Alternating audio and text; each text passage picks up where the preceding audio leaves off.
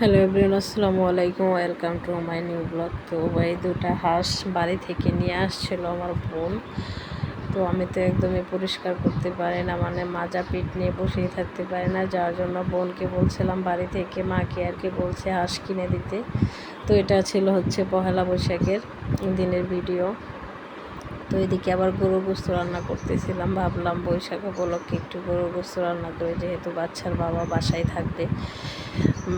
Mainly হচ্ছে যারা চাকরি বাকরি করে তাদের হাজব্যান্ডরা যদি বাসায় থাকে তাহলে কিন্তু ভালো মন্দ রান্না বান্না হয়।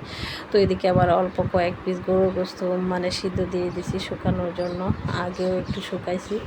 আর এদিকে হচ্ছে দুইটা হাঁস কেটে বেছে একদম মাখিয়ে সব ধরনের মশলাপাতি দিয়ে কিন্তু বসাই দিলাম।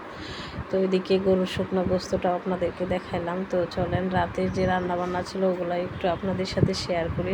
আর বেশি কিছু রান্না করি না, শুধু গরুর গোস্ত, কচুর শাক, ডাল, আর এদিকে হচ্ছে যে আমার জন্য বৈশাখী থালা রেডি করে ফেললাম, আলু ভাজি, তারপর এক পিস ইলিশ মাছ ছিল ওটা, তারপর কচুর শাক, মানে আর কি গরুর গোস্ত ওগুলো দিয়ে প্লেটটা সাজিয়ে নিলাম।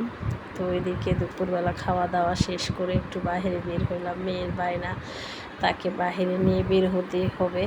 তাকে আমি নিজের হাতে পহেলা বৈশাখের ড্রেস বানিয়ে দিয়েছি। তো সে বলছে যে সে ড্রেস পরে বাইরে যাবে। তো এত বেশি মানুষ ছিল কি বলবো। ওর বাবা আমাদেরকে একটু তালতলা ঘুরাইতে নিয়ে গিয়েছিল, মানে মানুষের গ্যাঞ্জামে কোথাও দাঁড়ানো যাইতেছিল না, একদম মানে ঈদের চাইতেও বেশি, কোনো অংশে কম না, মানে নাজেহাল একটা অবস্থা। তো এখান থেকে ঘুরে ফিরে মেলায় গিয়েছিলাম, তারপর বাসায় চলে আসছি। বাসায় চলে আসার পরে রাতে রান্নাবান্না তেমন কিছুই করি নাই। দুপুরবেলা যা ছিল কচু শাক, গরুর গোস্ত, ওগুলা দিয়ে আর কি খাওয়া দাওয়া হয়েছে। এদিকে আবার ভেন্ডি ভাজি করতেছিলাম সকালের জন্য, আর এদিকে দেখেন গরুর গোস্তর ফাইনাল লুক।